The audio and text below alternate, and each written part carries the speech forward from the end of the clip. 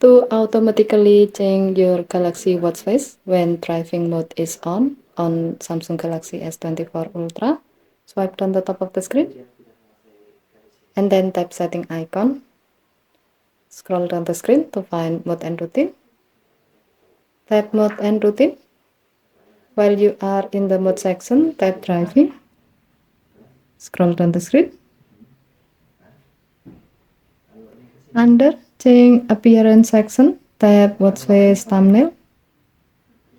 Select the desired watch face. And then tap done button to save your selection.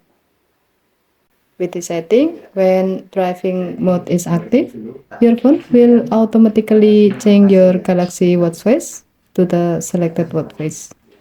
Okay, thank you for watching. Please help to like and subscribe. Have a nice day.